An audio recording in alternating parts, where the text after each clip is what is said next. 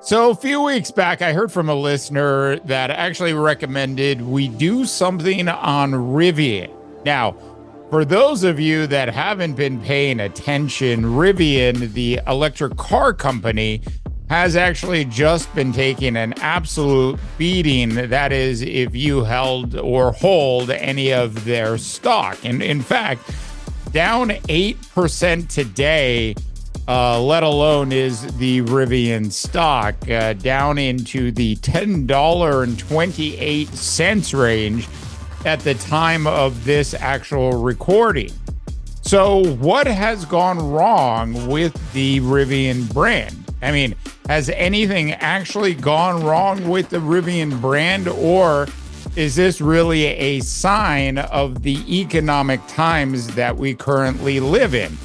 So RJ Scaringe, who is their CEO, recently had a launch for their new R2 platform, which was then followed up by an R3 and something they call the R3X. We'll cover more of the three new vehicles that Rivian is planning on rolling out in the coming years.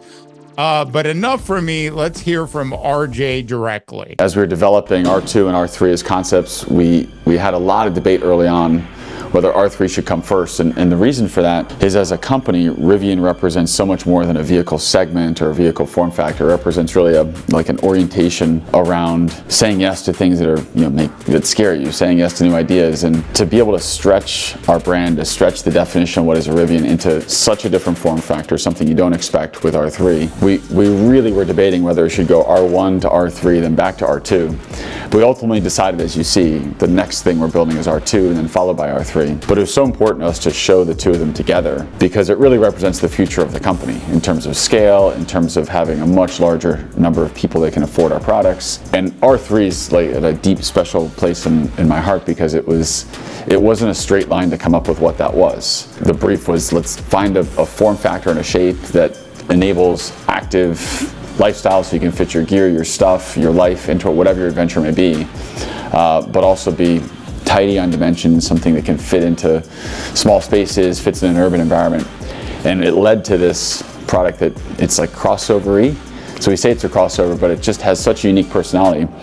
So that was RJ explaining to us how Rivian is actually deciding to change its market approach and move away from the high-end portion, if you will, of the electric car market and move into, quite frankly, the more affordable portion of the electric car market. Now, the question of, is the Rivian brand doing well, or is it not doing well? If you just take a look at their stock, you certainly would assume that it's actually not doing well.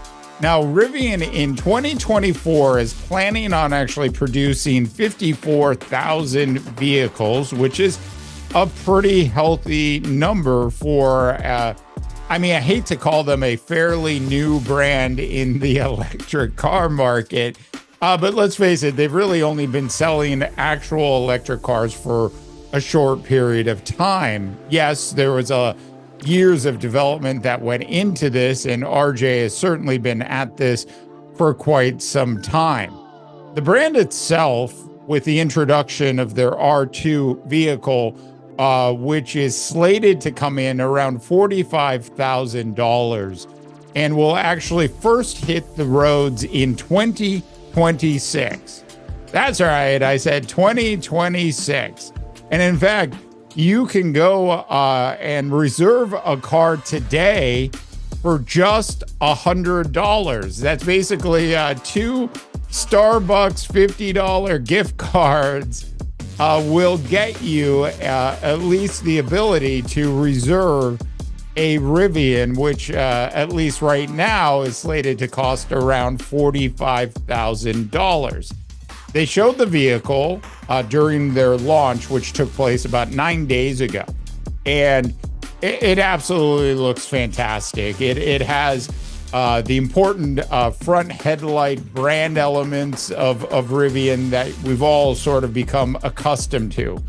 Regardless of the truck or the SUV, whenever I see a Rivian, even though I've been seeing them for well over a year now, I still turn my head. So there is something to be said about the actual aesthetics of the vehicles themselves. Now, I know some people that have owned Rivians. I also know some people that have gone ahead and traded those Rivians in. Look, the Backwards Hat CMO podcast is not a car review show, though that certainly could be fun, but that's not what we're really all about here.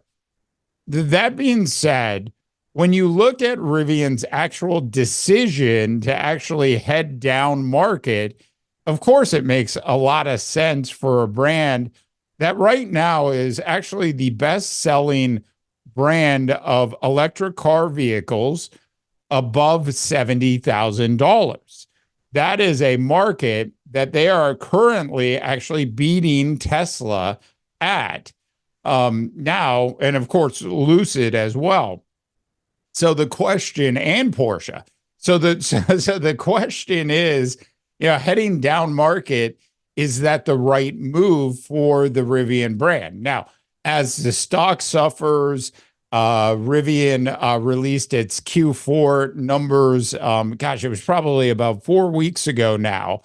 And in those Q4 numbers, and of course, they're a publicly traded company, one of the things that actually came out of those conversations during the investor calls and post-investor calls was the announcement that Rivian was actually going to reduce its overall workforce by 10%. Now, that is not unusual in the economic times that we currently live in, that is for sure.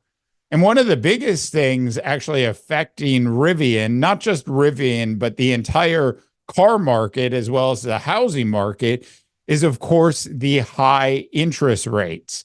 And as long as those interest rates stay high, it's certainly going to prevent a lot of people from buying cars before they really need to go out and buy those cars. Now, my personal opinion on them actually moving downstream, if you will, certainly makes a lot of sense. I mean, if Rivian has officially made the decision to not just be a two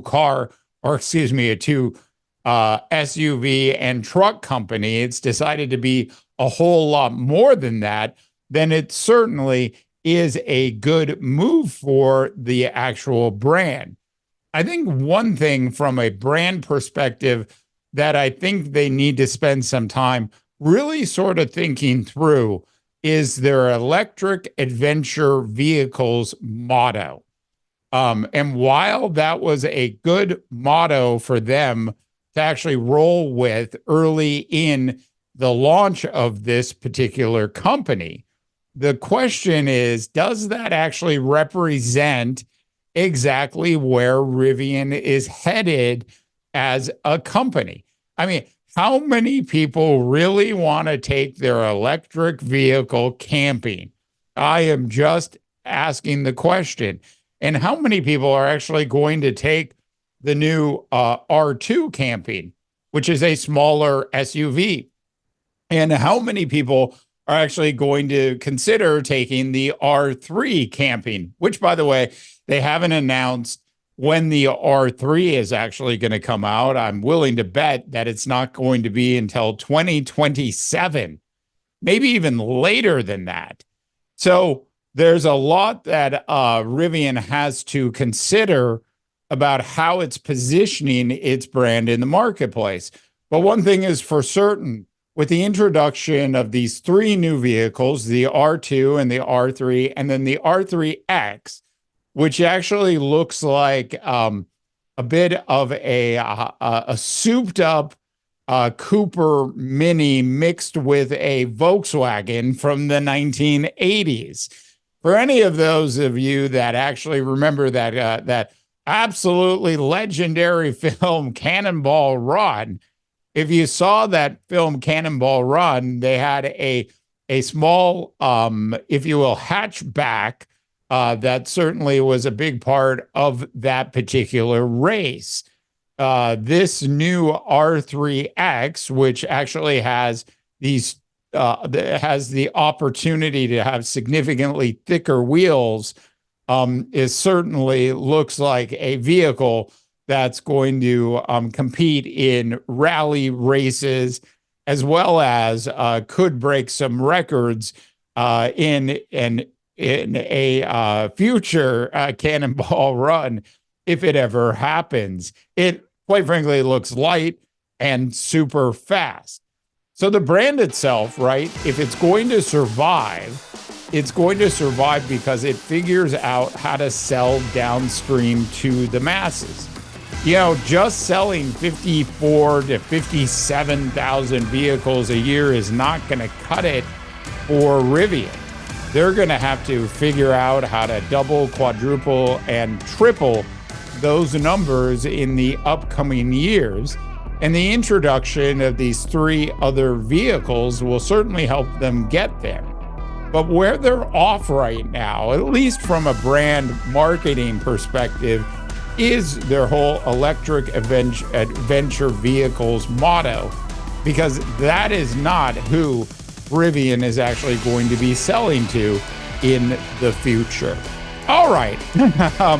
Some quick thoughts on, I never thought I'd be covering Rivian on the Backwards Hat CMO Pod. So you never know where the journey is actually going to take you. Let me know what you think, North America. That is it for today's Backwards Hat CMO Pod. As always, I'm Dave DeBaugh, wishing you all a tremendous rest of your business week. You've been listening to the Backwards Hat CMO Podcast with Dave Daba, presented by Stealth.ltd.